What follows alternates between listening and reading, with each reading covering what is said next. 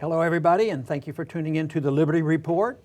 With me today is Daniel McAdams. Daniel, good to see you again today. Good morning, Dr. Paul. Well, good. There's an election going on. I don't know if you've noticed that or not, but wanted to talk about how important these elections are. You know, everything hangs on the balance. This is the most important election in all of history. You know, you frequently hear this. This is the most important election. And I guess you could make a case that we live in critical times, and maybe elections could be or should be important. But quite frankly, I've always downplayed the importance of elections because, you know, I've been on the receiving end of distorted results and this sort of thing. And really, overall, it doesn't matter a whole lot. But if anybody raised these questions before, it was either, sour grapes, they didn't win, so they're complaining, or that's conspiracy stuff. So they don't ever consider the fact that elections, you know, probably aren't nearly as important as they think.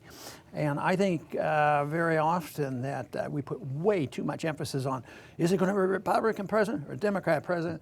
We've spoken many times on this subject, and whatever, nothing ever really changes. But I want to start off with talking about an article written by Jordan Michael Smith. He had it in the Boston Globe several months ago. And he talks about Michael Glennon, I believe his name, that has a book, is National Security and Double Government, arguing the case that the people in government don't really run things. It's the people behind the scenes that really run things. And that might be one of the things that's happening today. A lot of people are waking up to this fact that the government's broken and somebody else is running it and nobody knows what's going on, so that's why we need armed might to take control of things. But the title to his article in the Globe was, "Vote All You Want, the Secret Government Won't Change," which is pretty striking. But there are others, and you may have heard this, don't vote at all because it only encourages them.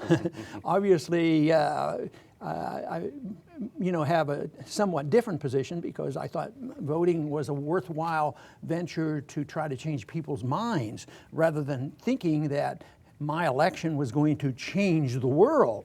But if it's a vehicle for getting information out, I always thought it was a worthwhile effort to do this. So right now, we're looking at it. What do you think is the importance of having this election? How can we get something good out of what's going on? Because it's a circus, as far as I'm concerned, on so much what's happening in the presidential primary. Well, what Glennon points out in his book that came out a couple of years ago is very similar to a new book that's out by Mike Lofgren. And Mike is a fellow that I've known over a number of years. We both worked in the House, and then Mike went over to the Senate side. Mike's book is The Deep State, The Fall of the Constitution and the Rise of a Shadow Government. So they both have very similar themes, and interestingly enough, they both came from a congressional background. So they saw a lot of things up close that you saw and that I saw.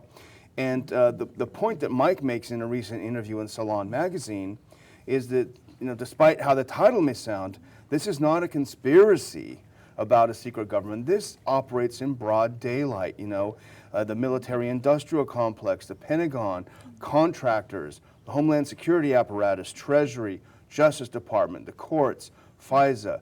These all operate out in the open, and the people that are behind them with the power who move in and out of the so-called private sector and in government, they operate according to their own interests and completely independent of who is elected to elected positions. So the elected positions are almost like a Potemkin village of a pseudo-democracy when you have a permanent class in D.C. that runs things. Mm-hmm. You know, H.L. Mencken had a famous quote about elections. He says he didn't think too much of them either. He says an election is just an advanced auction on stolen goods. And money is a big deal on this. You know, the people who run the government, like you mentioned, the military-industrial complex, maybe big medicine and big media and all these things, they get influence and they're able to get control, and it's money and power. But I've always said that it's very important what people think and do outside the government, because ultimately it's the philosophy of government that influences those people in Congress. They are not thinkers, so to speak. They're not the philosophers. And therefore, I work on the idea that we should change ideas and opinions, which I still think is true. But there's two groups out there. There's those of us who would like to change people's attitudes and understanding why you want very, very little government, versus the other, we want government to be big and we want to control it, and we'll go through this pretense that our elections are real important. But I think this comes, the one thing that has generated this mess is the principle that we follow. It's almost a sacred principle of democracy, you know, something that the founders abhorred, something that they didn't put in the Constitution. And they put liberty in the Constitution and protection of our freedoms, but they never, you know, idolized the concept of democracy. So we have this system. We concede, unfortunately, philosophically, that the government can steal money. The government has nothing. They produce nothing. The only thing they can do is steal it from somebody. So we set up a system where all you have to do is have the majority vote. And you build coalitions, and everybody is up for, you know, up for grabs and what they can get. And lo and behold, all they have to do is have a majority vote. So to me, it's such an evil. And the people who love democracy the most are the ones who represent the minorities. Well, if you're going to represent minority, the minority opinion has to be protected against the majority. So I see this concept that they can just rig the vote, and that's why elections are important. And unfortunately, we're in this mess, and the subject of is the answer in populism. Do you think that can solve our problems? Well, Mike Lofgren has a good point in a recent article that he also did. Actually, in a recent article he did for the Guardian, and I think he talks about the rise of Trump, and he makes some interesting points. And I'm going to actually just read one sentence, because he points out the rise that people do instinctively understand that something is wrong, that they aren't having any control over what happens no matter how they vote. And he thinks that Trump is sort of a symptom of this, but people are turning to him. He said, but people instinctively sense there's something deeply wrong with the status quo, and therefore they're attracted to someone who pretends to be ready to smash down the status quo. See, I think the system is there. It's supposed to serve the interests of those representing the Democratic vote. So if they need food stamps and they voted, they get their food stamp. If they need a military-industrial complex, scare the people, and then they vote for all this militarism. But I think you have to change the nature of government. You shouldn't have anything up for sale. The government should be expected to protect our freedoms of choice and to protect our freedoms of our earning capacity, our life, liberty, and property. That's what the government should be for. But they say, well, no, that's daydreaming. You know, you can't do that. The founders were dreamers too, but they had given us a pretty good outline. But this system, you would say, well, Ron, why don't you give it a little break? You know, because you know, we'll get noble people. We'll get people of high character who will go in and spread their wealth fairly and not allow the military-industrial complex to coerce them into building weapons that aren't necessary. So I think even if you put those very responsible people, you know, people are so fallible and they make mistakes when you're in government, and you make these mistakes, but you're always influenced by ideas, you know. And the propaganda out there is ISIS is coming, we got to stop it, you know, we got to stop it. And they say, oh, well, we have to spend the money. So I think that we should work for the ideal of restraining government to be able to pass out these favors and make it very, very narrow. And the big challenge for us is that a viable option? How many people are going to listen to it? I happen to think more today than yesterday. And I think that's the problem. Some of our friends on the left who identify this problem, and many do. I mean, Bill Moyers has done a lot in his career about the secret government and this sort of thing. Unfortunately, I think they often miss the real point. They sense the problem, but they will blame then money and capitalism as such, not recognizing the distinction between how that money is gained. is it gained in manipulating government contracts. You look how Washington works. The think tanks produce papers talking about dangers of a terrorist threat. The media picks up on these and runs it through. And then next thing you know, you have a contract with a large military contractor. But if you look at where the contractor spends his money, he puts money into the think tanks that put out these scary reports. So they'll spend $1 million on a think tank and get $1 billion weapon system. See, I don't think they see it as I do, that we shouldn't have government with so much authority. The authority is okay as long as you have good people doing good things, you know, here at home and not fighting wars like a liberal might do.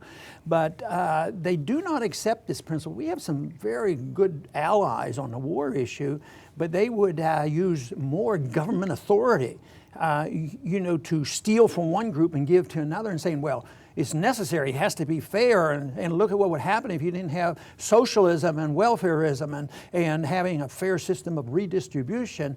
But they were using the armed force of government to do this. They don't look at it and say, you know, they're really stealing. They're stealing in the name of the people, and they're doing it for humanitarian reasons. Well, we have to go to war in Syria. Do they say we have to go to war for Syria for fun? No, it's always couched in humanitarian terms. We have to go there to save the Syrian people from this monster. And of course, an imperfect leader or dictator of a country isn't necessarily, you know, the worst, because once you get involved, then you destroy the very people that they pretend to do this. So I think it's basically looking at this whole principle of authoritarianism, the use of aggression, and the unwillingness to concede that people are quite capable of working in a voluntary society and sorting out these problems in a different way. Far from perfection, but when you take the imperfection of man and place him in charge of a lot of people and a lot of money and everything that goes on, not only in our country, but in our courts as well as internationally, and controlling international organizations, and like we just talked about just recently about the authority to go to war, you know, anytime, any place, and having a worldwide military state. So this is why the fundamentals have to be to attack this principle. Why have we granted to the government this use of aggression and the use of guns in a most illegal, immoral manner? Yeah. You know, talking about going to war with this declaration, it reminds me of another thing that both of these authors wrote about that I appreciate, and I know you do, because both of us spent a good portion of our careers working in Congress, working in the legislative branch, and they both point out the congressional role in this deep state. One of Michael Glennon points out that Congress often defers to experts, and the experts are people that have been permanently employed in Congress. The average member is too busy worrying about being reelected every 2 years or 6 years. And Mike Lofgren points out that there are certain people in congressional leadership that really do control things. Certain committee chairs, he points out defense and intelligence committees. I would add permanent staff, and I remember this over the years that I was there. The permanent staff never changed. The permanent staff drafted the legislation, changed the legislation, wrote the manager's amendments, and all of these things were happening behind the scenes, and they were there for their entire careers, and some of them had their own personal agendas that they were able to slip through here and there. So I would say definitely Capitol Hill is a place where the secret government is alive and well. You know, one temptation by many is the solution is an in-between. Government's bureaucratic and inept, and they get out of control and are influenced. But they come up with this idea that the function of government ought to be privatized, private prisons and private military and all these kind of things. But I don't see that as a solution at all. I think that's another combination of big government and corporations. This whole idea that so much of our military is run by private sources and they make big profits doing this. So I don't see that as a solution. I see the solution as reducing the size and scope and power, you know, of the government. Well, let's hope these two books will start a conversation in that area. Yeah, there you go. But I would like to thank everybody today for tuning in to the Liberty Report. I would like to just close by making a point that we're complaining about, you know, outside sources, financial interests, people who have power, people in the military-industrial complex. the people in secret, whether it's the CIA, are really in charge, and elections don't mean a whole lot. And elections too often can be rigged. And when you look at how powerful the media is a system that doesn't lend itself to the preservation of liberty. But I think very seriously that the outsiders are really always the ones who influence government, both good and bad. Today we're seeing the bad influence of outsiders getting control of government and enriching themselves. But I think ideas have consequences, so if the ideology of liberty, the ideology of sound money and private property and free economic policies, this is what eventually infiltrates to the minds of men and to a whole generation, and those individuals who are in Washington, they won't automatically buy into this notion that government should be allowed to use force to redistribute wealth and pretend they can rule the country and tell people what to do. I want to thank everybody for tuning in today to the Liberty Report. Please come back soon.